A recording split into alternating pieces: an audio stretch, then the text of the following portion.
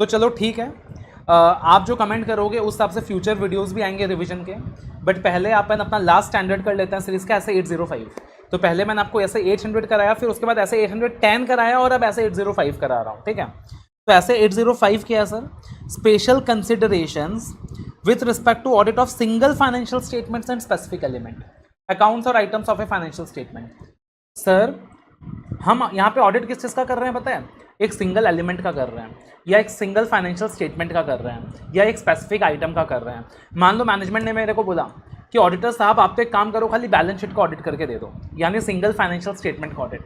या मैनेजमेंट ने मेरे को बोला ऑडिटर साहब आप तो एक काम करो, इसे स्पेसिफिक एलिमेंट का ऑडिट करके दे दो। फॉर एग्जांपल आप खाली डेटर्स का ऑडिट करके दे दो, आप खाली क्रेडिटर्स का ऑडिट करके दे दो, आप खाली एसेट्स का ऑडिट करके दे दो, किसी भी आइटम ऑफ फाइनेंशियल स्टेटमेंट का ऑडिट करके दे दो। तो अगर मैं किसी सिंगल आइटम का ऑडिट करता हूँ या सिंगल फाइनेंशियल स्टेटमेंट का ऑडिट करता हूँ, तब मेरे ऊपर लगेगा ऐसे 805, ऐसे 805, ठीक है। अब सर ध्यान रखना, हो सकता है ये जो सिंगल फाइनेंशियल स्टेटमेंट है ये जनरल पर्पस फ्रेमवर्क के हिसाब से भी बनाओ या स्पेशल पर्पस फ्रेमवर्क के हिसाब से भी बनाओ।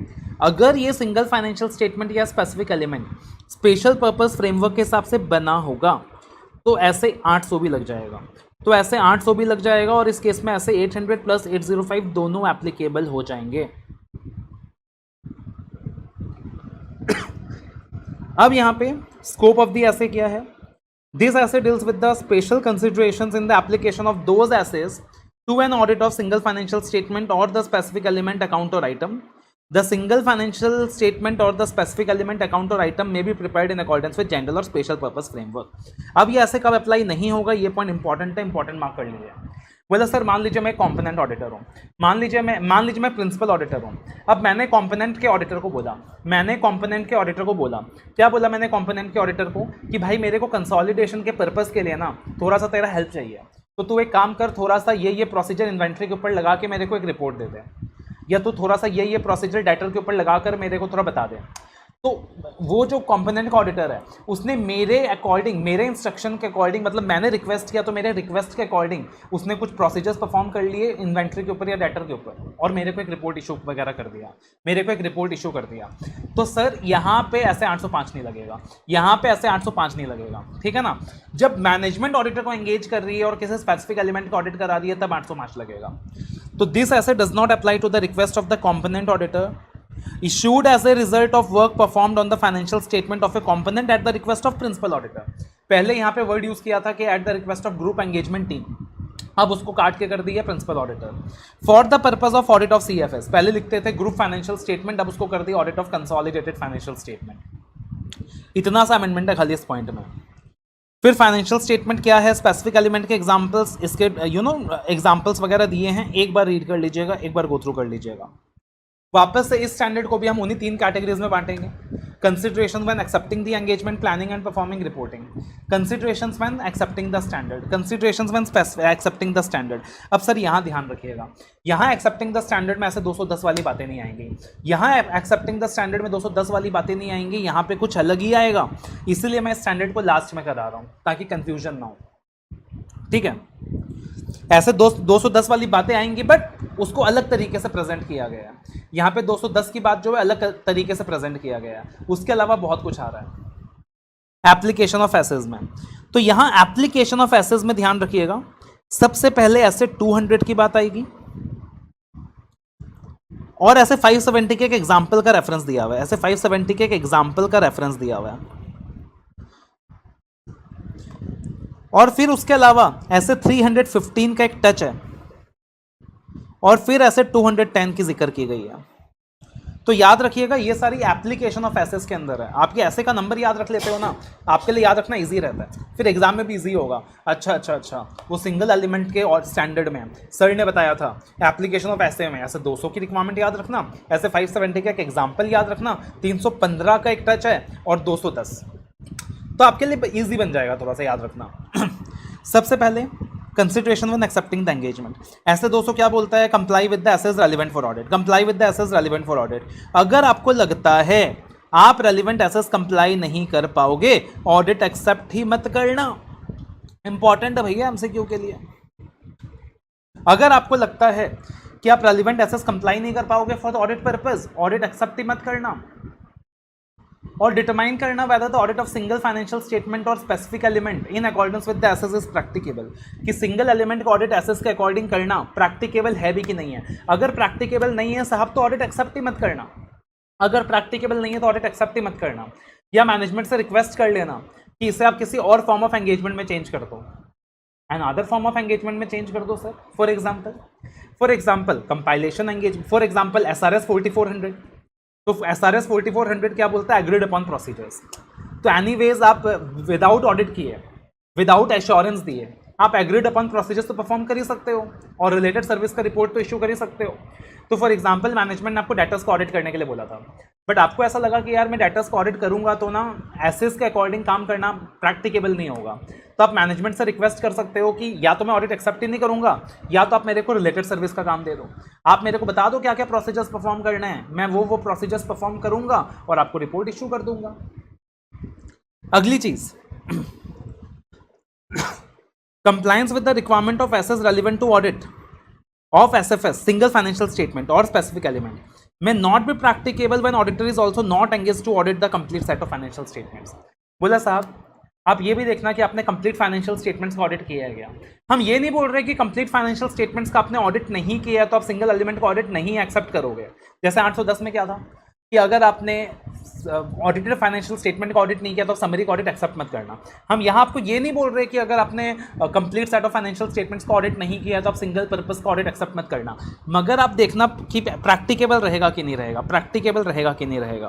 प्रैक्टिकेबल क्यों नहीं रहेगा, क्यों ऐसा हो सकता नहीं रहेगा, बिकॉज यार अगर मैंने complete set of financial statements का ऑडिट किया रहता तो मैंने अंडरस्टैंडिंग की एंटिटी ली होती, अंडरस्टैंडिंग ऑफ एंटिटी ली होती, अंडरस्टैंडिंग ऑफ इंटरनल कंट्रोल्स लिया रहता, मेरे को क्वालिटी ऑफ अकाउंटिंग रिकॉर्ड्स का पता रहता, कहीं ना कहीं मेरे को सिंगल एलिमेंट का भी आइडिया होता। बट अगर मैंने कंप्लीट सेट का ऑडिट नहीं किया है तो इसका मतलब मेरे को अंडरस्टैंडिंग ऑफ एंटिटी नहीं होगा, मेरे पास इंटरनल कंट्रोल का वो वाला अंडरस्टैंडिंग नहीं होगा, अकाउंटिंग रिकॉर्ड्स की क्वालिटी का उतना पता नहीं होगा। और कहीं ना कहीं फिर यार अगर सिंगल एलिमेंट का भी ऑडिट करो तो अंडरस्टैंडिंग वगैरह तो चाहिएगा, तो उसके लिए हो सकता है ज़रूरत से ज़्यादा एफर्ट्स लगाने की नौबत आ जाए। सो इन सच केसेस क्या होने वाला है, often the auditor will not have the same level of understanding and of the entity and its environment, including the internal control, as an auditor who also audits the complete set of financial statements. Auditor also does not have audit evidence about the quality of accounting records, general quality of accounting records. So auditor may need further evidence to corroborate audit evidences. तो auditor को ज़्यादा procedures अलग से perform करने होंगे, ज़्यादा evidences लेने होंगे, जो कहीं ना कहीं disproportionate हो सकते हैं कि यार फीस तो सिंगल एलिमेंट का मिलेगा बट मेहनत मेरे को ज़्यादा करनी पड़ जाएगी। फिर क्या बोला है, इसी पॉइंट के लिए बोला है, बोला हो सकता है सर सिंगल एलिमेंट का आप जब ऑडिट करोगे तो सर्टेन एसेट्स में रिक्वायर ऑडिट प्रोसीजर्स दैट में be disproportionate to the element being audited. कहने को आप एक एलिमेंट का ऑडिट कर रहे हो बट जो मेहनत करनी पड़ रही है वो 3 गुना करनी पड़ रही है, 4 गुना करनी पड़ रही है, जो एफर्ट्स लगाने पड़ रहे हैं वो डिसप्रपोर्शनेट है। बोला फॉर एग्जाम्पल आपको ऐसे 570 की रिक्वायरमेंट कंसिडर करनी है। अब आप डेटर का ऑडिट कर रहे हो, तो अगर डेटर का आप ऑडिट कर रहे हो और आपको ऐसे 570 की रिक्वायरमेंट्स फॉलो करनी है तो यहाँ पे आपको डिसप्रपोर्शनेट एफर्ट्स लगाने पड़ जाएंगे। आपको हर एक डेटा से कंफर्मेशन देखना रहेगा, डेटा का रियलाइजेशन चेक करना रहेगा, और हो सकता है उतना एफर्ट्स लगाना प्रैक्टिकेबल ना हो। तो अगर आपको लगता है कि सर उतना एफर्ट्स लगाना प्रैक्टिकेबल नहीं है तो मैनेजमेंट से डिस्कस कर लेना कि क्या whether another type of engagement में भी more practicable, for example related service.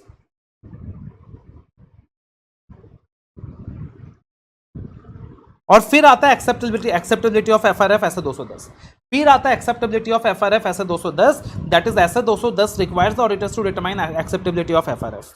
तो जो सिंगल फाइनेंशियल स्टेटमेंट है, स्पेसिफिक एलिमेंट है, ये भी पार्टिकुलरली एफआरएफ के हिसाब से बना रहेगा। तो आप यहाँ भी देख लेना कि जो एफआरएफ है एक्सेप्टेबल है कि नहीं है, एडिक्वेट डिस्क्लोजर्स आ रहे हैं कि नहीं आ रहे हैं। तो यहाँ पे आप देखना सर, एक्सेप्टिंग द एंगेजमेंट को आपने 2 हिस्सों में डिवाइड कर दिया, एक एप्लीकेशन ऑफ एसेस और एक acceptability of FRF. Applicability of SAs में 210 की बात नहीं आ रही, एक्सेप्टेबिलिटी ऑफ एफआरएफ में 210 की बात आ रही है। एप्लीकेशन ऑफ एसेस में ऐसे 200 का रेफरेंस आ रहा है, ऐसे 570 का जिक्र हो रहा है, 315 की अंडरस्टैंडिंग वाली बात हो रही है, और मेनली इससे हम आंसर कंक्लूड कर रहे हैं। और फिर अगले पार्ट में ऐसे 210 की बात हो रही है। फिर आता है considerations when planning and performing the audit. Again market very important, यहाँ पे ऐसे 200 का रेफरेंस आने वाला है बेटा, 260 का रेफरेंस आने वाला है, 320 का रेफरेंस आने वाला है, 315 का रेफरेंस पहले वहां आ रहा था, यहां नहीं आएगा। यहां 3 स्पेशल स्टैंडर्ड का एग्जांपल दिया हुआ जिसका रेफरेंस आने वाला है 240, 550, 570। इतनी सी बात अगर समझ ली, इतना सा रेफरेंस अगर ध्यान रख लिया तो हमारा काम हो गया। तो सर सबसे पहले एसेट 200 क्या बोलता है, एसेट्स कंप्लाई करो। अब यहाँ पे आपने क्या ध्यान रखना है सर, आप पूरा एसेट को कंप्लाई नहीं कर पाओगे क्योंकि आप सिंगल एलिमेंट को ऑडिट कर रहे हो। आप सारे एसेट्स तो कंप्लाई नहीं कर पाओगे, बट आप अडेप्ट करो ऑल एसेट्स जो रेलिवेंट होंगे हमारे ऑडिट के लिए। आप अडेप्ट करो ऑल द एसेट्स जो रेलिवेंट होंगे हमारे ऑडिट के लिए, ठीक है जी। तो पॉइंट नंबर 1 क्या हो गया प्लानिंग एंड परफॉर्मिंग में, adapt all the assets relevant to audit. अब रेलिवेंट टू ऑडिट में इन्होंने 3 स्टैंडर्ड्स के एग्जाम्पल दे दिए। बोला सर फॉर एग्जाम्पल एसेट 240, 550, 570। 240 किसका था, फ्रॉड का था। 550 किसका था, रिलेटेड पार्टीज का था। 570 किसका था, गोइंग कंसर्न का था। बोला ये सारे स्टैंडर्ड्स भी रेलिवेंट हो सकते हैं, क्योंकि हो सकता है जो सिंगल एलिमेंट है वो फ्रॉड की वजह से मिसस्टेटेड हो, 240 लग जाएगा। वो रिलेटेड पार्टी ट्रांजैक्शन की वजह से मिसस्टेटेड हो, 550 लग जाएगा। या गोइंग कंसर्न बेसिस फॉलो नहीं करने की वजह से मिसस्टेटेड हो, 570 लग जाएगा। तो ये 3 स्टैंडर्ड्स भी रेलिवेंट होंगे। फिर ऐसे 260 वाला पॉइंट यहाँ भी आ जाएगा, डिटरमाइन करो कम्युनिकेट किसको करना है बिकॉज डे में भी डिफरेंट। तो ये पॉइंट सेम ही है, ये पॉइंट सेम ही है। उसके अलावा मैंने बताया कि 320 का एक पॉइंट आएगा। तो पहला पॉइंट ऐसे 200 का हो गया। दूसरे पॉइंट में अपन ने 240, 550, 570 का रेफरेंस दे दिया। तीसरे पॉइंट में ऐसे 260 का रेफरेंस आ गया और चौथे पॉइंट में ऐसे 320 का रेफरेंस आ गया। अब यहाँ पे क्या बोला हुआ है, बोला सर जो मेटलिटी आपने सिंगल फाइनेंशियल स्टेटमेंट, जो मेटलिटी आप सिंगल फाइनेंशियल स्टेटमेंट के लिए डिसाइड करोगे, डिटरमाइन करोगे, नॉर्मली वो लोअर होगा then materiality determine for the complete set of financial statements. Logical है कि सर आपने जो कंप्लीट फाइनेंशियल स्टेटमेंट्स के लिए मेटलिटी डिटरमाइन की होगी that will be different from the single financial statement, और जो सिंगल फाइनेंशियल स्टेटमेंट के लिए आप मेटलिटी डिसाइड करोगे नॉर्मली वो लोअर हो सकता है। ठीक है भाई, कोई दिक्कत की बात नहीं है। तो ये 4 पॉइंट तो स्टैंडर्ड्स वाले हो गए in consideration when planning and performing the audit. उसके बाद 2 पॉइंट एक्स्ट्रा है, उसके बाद 2 point extra, 5 and 6। When auditing a single financial statement और specific element in conjunction with complete set of financial statement, auditor may be able to use the audit evidence as a part of audit of entities complete set of financial statement। बोला sir अगर आप complete set of financial statements का भी audit कर रहे हो और single element का भी ऑडिट कर रहे हो, स्पेसिफिक सिंगल फाइनेंशियल स्टेटमेंट का भी ऑडिट कर रहे हो, तो जो ऑडिट एविडेंस आपने complete set of financial statements के लिए ऑब्टेन किया था उसे आप यहां भी यूज कर सकते हो। फॉर एग्जाम्पल आप डेटर का ऑडिट कर रहे हो यहाँ पे, तो आपने complete set of financial statements का ऑडिट किया था, तब भी आपने डेटर की चेकिंग की होगी, उस एविडेंस को यहां भी यूज कर सकते हो। Last point, when auditing a single financial statement or specific element, auditor may not be able to consider the financial statement or the element in isolation। आपने क्या करने होंगे, ऑडिट प्रोसीजर्स परफॉर्म करने होंगे on the inter related items. For example कहने को मैं debtor की चेकिंग कर रहा, बट डेटर का सीधा सीधी कोरिलेशन होगा सेल्स से, डेटर का सीधा सीधी कोरिलेशन होगा सेल्स से। तो भाई साहब कहने को मैं डेटर का ऑडिट कर रहा बट मेरे को सेल्स भी चेक करना पड़ सकता है, कहने को मैं डेटर का ऑडिट कर रहा बट मेरे को सेल्स भी चेक करना पड़ सकता है, कहने को मैं इन्वेंट्री का ऑडिट कर रहा बट मेरे को परचेजेस भी चेक करने पड़ सकते हैं सर, सेल्स भी चेक करने पड़ सकते हैं। तो आप सिंगल एलिमेंट का ऑडिट कभी भी आइसोलेशन में नहीं कर पाओगे, आप सिंगल एलिमेंट का ऑडिट जनरली आइसोलेशन में नहीं कर पाओगे, आपने ऑडिट प्रोसीजर्स परफॉर्म करने होंगे इंटर रिलेटेड आइटम्स के ऊपर भी। तो प्रैक्टिकली जब फीस वगैरह की बात करो ना, तो अपने एफर्ट्स का ध्यान रख लेना कि भाई कहने को तो सिंगल एलिमेंट का ऑडिट बोल रहा है, बट उस सिंगल एलिमेंट के लिए भी मेरे को क्या करना पड़ेगा, इंटर रिलेटेड आइटम्स में भी ऑडिट प्रोसीजर्स परफॉर्म करने होंगे, तो अपना फीस उस हिसाब से मांगना। फिर आगे ओपिनियन एंड रिपोर्टिंग। तो बोला sir form of opinion, form of opinion. अब फॉर्म ऑफ ओपिनियन की बात करें तो 700, 720, 705, 706 वो सारे स्टैंडर्ड्स तो आएंगे ही आएंगे, वो सारे स्टैंडर्ड्स तो आएंगे ही आएंगे, उसका जो नॉलेज है वो तो होना ही चाहिए वहाँ पे। यहाँ पे फॉर्म ऑफ ओपिनियन के अंदर वापस से ऐसे 210 की बात की है, ऐसे 210 की बात की है। क्यों? बोला सर आपने जो एंगेजमेंट लेटर एंटर किया रहेगा ना क्लाइंट के साथ, उसमें आपने फॉर्म ऑफ रिपोर्ट डिसाइड कर लिया रहेगा, उसमें आपने फॉर्म ऑफ रिपोर्ट डिसाइड कर लिया रहेगा, तो ये वाली बात बोली हुई है। तो आप देख लेना कि expected form of opinion appropriate है कि नहीं। फिर जब आप ओपिनियन फॉर्म करोगे तो ऐसे 700 की रिक्वायरमेंट्स कंप्लाई करना, ठीक है जी, as adapted in the circumstances of the engagement, क्योंकि आप सिंगल एलिमेंट का ऑडिट कर रहे हो तो आपको अडेप्ट करना पड़ेगा। उसके अलावा जो भी management responsibilities related to going concern है उसको भी ऑडिटर्स रिपोर्ट में डिस्क्राइब करना, ठीक है, एज अडप्टेड। तो सबसे पहले ऐसा 700 की रिक्वायरमेंट्स अप्लाई करना एज अडप्टेड। उसके बाद जो मैनेजमेंट की responsibilities related to going concern है उसको भी डिस्क्राइब करना रिपोर्ट में एज अडप्टेड। जिस भी रिपोर्ट में एसएफएस आएगा या एसईएफएस आएगा, to provide information to owners और सिमिलर स्टेक होल्डर्स, उनको एनुअल रिपोर्ट माना जाएगा एज पर ऐसे 720, तो 720 एप्लीकेबल होगा। सेम पॉइंट अपन ने ऐसे 800 में देखा था। सिग्नेचर आएगा ऑडिटर्स रिपोर्ट के अंदर, सिग्नेचर में ऑडिटर का पर्सनल नेम आएगा, फर्म नेम आएगा, मेंबरशिप नंबर आएगा, रजिस्ट्रेशन नंबर ऑफ फर्म आएगा। सिंपल सिंपल बातें हैं। अब इसके अलावा सर ये जो पॉइंट ई दिख रहा है ना आपको, इसको इंपॉर्टेंट मार्क करके चलिए। पॉइंट ई एफ जी, ये जो लास्ट के 3 पॉइंट्स हैं स्टैंडर्ड के, ये तीनों इंपॉर्टेंट है, बट आप ये समझ लो E is very important, F is important, G is important. अब यहां पे क्या बोला है, फैक्टर्स दैट में be considered relevant in considering implications of matters included in report of on complete set of financial statements in audit of SFS/SEFS involving professional judgment and includes the following। बोला साहब देखो, आप complete set of financial statements का आपने जो audit किया था, आपने जो complete set of financial statements का ऑडिट किया था, उसमें जो जो चीज़ें आपने इंक्लूड करी थी ना, उसमें जो जो चीज़ें आपने इंक्लूड करी थी ना, मान लो आपने क्वालिफाइड ओपिनियन दिया था, आपने EOM इंक्लूड किया था, आपने OM इंक्लूड किया था, आप ये कंसिडर करके चलना कि उसका implication single set of financial statement के ऑडिट में क्या क्या आएगा। आप ये कंसिडर करके चलना। अब ऑब्वियस सी चीज़ आप जब कंसिडर करोगे उसके लिए अपना प्रोफेशनल जजमेंट लगाओगे, इतनी सी बात तो आपको समझ में आती है। ऐसे 200 में अपन ने पढ़ा है प्रोफेशनल जजमेंट, लेकिन वो कौन कौन से फैक्टर्स होंगे जो रेलिवेंट होंगे इन कंसिडरिंग द इम्प्लीकेशंस, वो कौन कौन से फैक्टर्स होंगे जो रेलिवेंट होंगे इन कंसिडरिंग द इम्प्लीकेशंस। अमेंडमेंट है, नया है, बहुत इंपॉर्टेंट है, इसके अंदर 5 पॉइंट है, एकदम याद रखना है। Factors that may be relevant in considering the implications of matters included in report on complete set of financial statements। तो भाई सबसे पहले आप ये देखो कि जिस भी मैटर को आपने डिस्क्राइब किया है ना complete set of financial statements के ऑडिट में, जिस भी मैटर को आपने डिस्क्राइब किया ना, फॉर एग्जांपल आपने क्वालिफिकेशन दिया है, सबसे पहले आप ये देखो what is the nature of matter being described, and whether it is related to the SFS/SEFS, to what extent it relates। For example आप कर रहे हो डेटर का ऑडिट सिंगल सेट में ऐसे 805 के अकॉर्डिंग, आपने जब क्वालिफिकेशन दिया था general set of financial statements में, वो क्वालिफिकेशन आपने दिया था कुछ डेप्रिसिएशन की वजह से, तो आपने क्वालिफिकेशन दिया था डेप्रिसिएशन गलत होने की वजह से, डेटर्स का कोई लेना देना है ही नहीं वहां पे, तो वो इतना रेलिवेंट भी नहीं होएगा। बट सपोज आपने डेटर की वजह से ही वहां क्वालिफिकेशन दिया था, वो तो बहुत रेलिवेंट हो जाएगा भाई।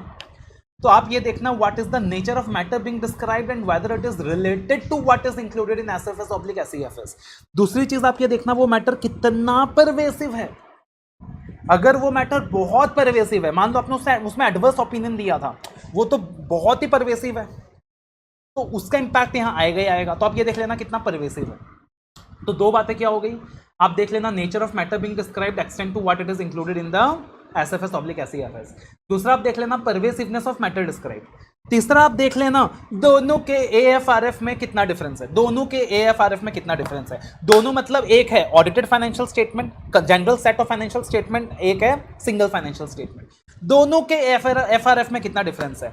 अगर दोनों का FRF अलग यूज हो रहा है, वहां वो जनरल पर्पस यूज कर रहे थे, यहां स्पेशल पर्पस फ्रेमवर्क यूज कर रहे हैं, तो दोनों का FRF ही अलग है, उतना इंप्लीकेशन नहीं आएगा। तो आप ये देखना दोनों के FRF में कितना डिफरेंस है। फिर आप देखना दोनों के टाइम पीरियड में कितना डिफरेंस है। अगर टाइम पीरियड ही अलग अलग होगा तो इतना रेलिवेंट नहीं होएगा। तो आप ये देखना टाइम पीरियड में कितना रेलिवेंस है। और फाइनली आप देखना time elapsed since the date of report on complete set of financial statements. कि साहब complete set of financial statements का मैंने ऑडिट किया था, उसके कितने टाइम के बाद मैं इसका सिंगल फाइनेंशियल स्टेटमेंट का ऑडिट कर रहा हूं। तो 5 फैक्टर्स कंसिडर करने हैं that is relevant in considering implications of matter included in report on complete set of financial statements. सबसे पहला मेरे साथ बोलो nature of matter being described and the extent to which it is related. दूसरा pervasiveness. तीसरा difference between the FRF, difference between the time period, difference between the FRF, difference between the time period and time elapsed since the date of report।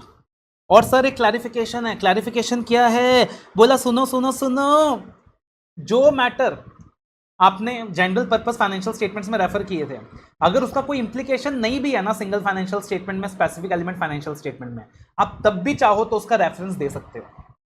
आप तब भी चाहो तो उसका reference दे सकते हो इन अदर मैटर्स पैरा। आप तब भी चाहो तो उसका रेफरेंस दे सकते हो sir in other matters para. अगर किसी मैटर का इंप्लीकेशन नहीं भी है ना, तब भी आप चाहो तो उसका रेफरेंस दे सकते हो in the other matter para, for example any matter affecting going concern. उसके बाद अगला टॉपिक है sir reporting on the entities complete set of financial statement and on single financial statement और ऑन स्पेसिफिक एलिमेंट। कि साहब आपने engagement accept किया है एज ऑडिटर कि आप ऑडिटेड फाइनेंशियल स्टेटमेंट, जो मेन फाइनेंशियल स्टेटमेंट है, complete set of financial statement है, उसका भी ऑडिट करने वाले हो और सिंगल फाइनेंशियल स्टेटमेंट का भी ऑडिट करने वाले हो। तो सर आप अलग अलग ओपिनियन दोगे, एकदम लॉजिकल सी चीज़ है, नहीं लिखते तब भी समझ में आता। आप क्या करोगे सर, अलग अलग ओपिनियन दोगे।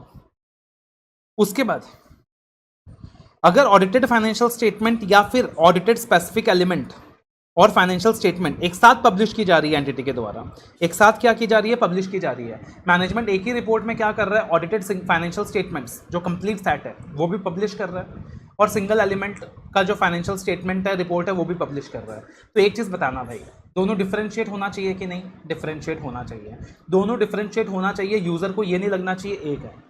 तो अगर ऑडिटर कंक्लूड करता है कि presentation of single financial statement और the specific element is not differentiated from the complete set, आप मैनेजमेंट से रिक्वेस्ट करोगे भाई मैनेजमेंट क्या कर रहा है, तो बावला हो गया है क्या? तो एक तरफ complete set of financial statements का रिपोर्ट दे रहा है, एक तरफ तो सिंगल एलिमेंट दे रहा है, दोनों को क्लियरली डिफरेंशिएट कर। तो आप मैनेजमेंट को बोलोगे डिफरेंशिएट कर, सिचुएशन को रेक्टिफाई कर। और अगर मैनेजमेंट आपकी बात नहीं सुनता है, अगर मैनेजमेंट आपकी बात नहीं सुनता है, तो अगर मैनेजमेंट जिद्दी है तो मैं भी जिद्दी हूं। मैनेजमेंट जितना जिद्दी है मैं महाजिद्दी हूं, डबल जिद्दी आदमी हूं। मैं क्या बोलूंगा पता है, जब तक तू डिफरेंशिएट नहीं करेगा और जब तक मैं डिफरेंशिएशन से सेटिस्फाइड नहीं हो जाऊंगा, तब तक मैं ऑडिट रिपोर्ट इश्यू ही नहीं करूंगा, तब तक मैं ऑडिट रिपोर्ट इश्यू ही नहीं करूंगा। काफी इंपॉर्टेंट बन जाता है एग्जाम के लिए। Auditor shall not issue the audit report containing the opinion on SFS or on the specific element। और हमारा लास्ट टॉपिक बिल्कुल ऐसा ही हमने ऑलरेडी ऐसे 810 में किया था कि सर मान लो हमारा जो complete set of financial statements है उसमें हमने मॉडिफाइड ओपिनियन दिया था, या फिर हमने ईओएम पैरा इंक्लूड किया था, या फिर हमने ओएम पैरा इंक्लूड किया था, या फिर इसमें कैम बाहर कर दिया उन्होंने, कैम नहीं है, या फिर हमने material uncertainty related to going concern para include किया था, या फिर हमने statement of uncorrected material misstatement of other information 720 वाला इंक्लूड किया था। आप डिटरमाइन करोगे कि उसका इफेक्ट क्या होने वाला है on the single financial statement और स्पेसिफिक एलिमेंट। आप डिटरमाइन करोगे उसका इफेक्ट क्या होने वाला है on the single on the auditor's report of single financial statement और द स्पेसिफिक एलिमेंट, कि अगर वहां मैंने मॉडिफिकेशन दिया था या गोइंग कंसर्न का पैरा इंक्लूड किया था या अदर मैटर्स पैरा इंक्लूड किया था या अदर इंफॉर्मेशन पैरा इंक्लूड किया था, उसका क्या कोई इंपैक्ट मेरे सिंगल फाइनेंशियल स्टेटमेंट के ऑडिट में भी होने वाला है। फिर आता है एक इंपॉर्टेंट सिचुएशन, बोला सर अगर आपने complete set of financial statements के ऊपर क्वालिफाइड ओपिनियन दिया था, एडवर्स ओपिनियन दिया था या डिस्क्लेमर किया था, क्या किया था, क्वालिफाइड और डिस्क्लेमर दिया था या एडवर्स दिया था। एडवर्स का मतलब क्या हो गया, पूरा फाइनेंशियल स्टेटमेंट मटेरियली मिसस्टेटेड है, परवेसिव इंपैक्ट है, या फिर डिस्क्लेमर दिया था मतलब पूरे फाइनेंशियल स्टेटमेंट का आप ऑडिट कर ही नहीं पाए थे। तो भाई उसमें तो सिंगल फाइनेंशियल स्टेटमेंट भी इंक्लूड होएगा ना। आप जब पूरे फाइनेंशियल स्टेटमेंट के ऊपर एडवर्स ओपिनियन दे रहे हो तो उसमें तो डेटर भी आएगा, आप यहां डेटर का ऑडिट कर रहे हो। तो यहां पे क्या बोला गया कि अगर आपने complete set of financial statements के ऊपर एडवर्स ओपिनियन दिया था या फिर डिस्क्लेमर दिया था, आप सिंगल फाइनेंशियल स्टेटमेंट के ऊपर आप क्या नहीं कर सकते, अनमॉडिफाइड ओपिनियन नहीं दे सकते, ठीक है। लेकिन सर इसके 3 एक्सेप्शंस हैं, इसके 3 एक्सेप्शंस हैं। जब आप क्या कर सकते हो, मैंने complete set of financial statements के ऊपर तो दिया एडवर्स डिस्क्लेमर, और मैं सिंगल एलिमेंट के ऊपर दूंगा unmodified opinion. Wow, complete set of financial statements के ऊपर दिया मैंने एडवर्स डिस्क्लेमर, और मैंने सिंगल फाइनेंशियल स्टेटमेंट्स के ऊपर मैं दूंगा अनमॉडिफाइड ओपिनियन। 3 कंडीशंस अगर पूरी की जाए तो ऑडिटर ये काम कर सकता है भाई। कौन से 3 कंडीशंस हैं? पहला, लॉ रेगुलेशन इसकी मनाही नहीं करता है, ठीक है जी, लॉ रेगुलेशन इसकी मनाही नहीं करता है, लॉ रेगुलेशन ऐसी कोई पाबंदी नहीं लगाता है, कोई रेस्ट्रिक्शन नहीं लगाता है। दूसरा सिचुएशन, दोनों ओपिनियन साथ में पब्लिश नहीं होने वाले, ये बहुत जरूरी है। बिकॉज अगर दोनों ओपिनियन साथ में पब्लिश होएगा तो यूजर तो कंफ्यूज हो जाएगा, भाई एक तरफ तू एडवर्स ओपिनियन दे रहा है, एक तरफ अनमॉडिफाइड ओपिनियन दे रहा है, ये है क्या?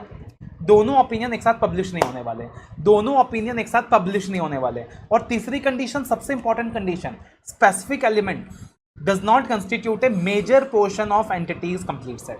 Specific element does not constitute a major portion, तो specific element जो एक minor portion है वो एक major portion नहीं है। तो अगर ये तीन कंडीशन सेटिस्फाई हो रही हैं साहब, तो एक यूनिक सिचुएशन बन जाएगा कि complete set of financial statement के ऊपर आपने दिया एडवर्स के डिस्क्लेमर, और सिंगल एलिमेंट के ऊपर आप दे सकते हो अनमॉडिफाइड ओपिनियन। वो तीन शर्तें कौन सी हैं? सबसे पहला, लॉ रेगुलेशन ने कोई पाबंदी नहीं लगाई, दूसरी चीज दोनों ओपिनियन साथ में पब्लिश नहीं हो रहे, और तीसरी चीज स्पेसिफिक एलिमेंट क्या नहीं कर रहा, मेजर पोर्शन कंस्टिट्यूट नहीं कर रहा। तो एक बार रीड कर लेते हैं। Situations when the auditor may give unmodified opinion on the single financial statement when he expresses adverse object disclaimer in complete set. पहला, auditor is not prohibited by law regulation. दूसरा, opinion is expressed, the opinion is expressed in an auditor's report that is not published together with the auditor's report containing the adverse और disclaimer. And तीसरा, specific element does not constitute a major portion of entity's complete set of financial statements. और यहाँ हमारे तीनों standards का जो revision है complete होता है। ठीक है, तो आई बिलीव मज़ा आया हो, आई बिलीव आपको बेनिफिट मिला हो, अपने 8 नंबर एकदम पक्के हो जाएंगे। ठीक है ना? तो एक गुजारिश है आपसे कि इस वीडियो को कोने कोने में शेयर करना, अपने हर दोस्त को शेयर करना, हर ग्रुप में शेयर करना। Ask them to see the video because it is going to beneficial for them. और मुझे आपसे कुछ नहीं चाहिए, मुझे आपसे चाहिए गुरु दक्षिणा। और गुरु दक्षिणा में चाहिए आपका अच्छा रिजल्ट, कि सर हम वादा करते हैं कि हम बहुत मेहनत करने वाले हैं, बहुत एफर्ट्स करने वाले हैं, और हम अपना जो रिजल्ट्स हैं वो इस बार एक्सेप्शनल क्रिएट करने वाले हैं। We are going to get 70 in audit, we are going to get 70+ in audit. तो that promise I want from you all. अगर आपको कहीं भी मेरा असिस्टेंस चाहिए तो you can just WhatsApp me at 8638585920। अगर आपको मेरे फास्ट ट्रैक क्लासेस परचेज करने हैं, you can purchase from www.apnamentor.com और you can contact at 69019 55055। All the best, take care, love you all.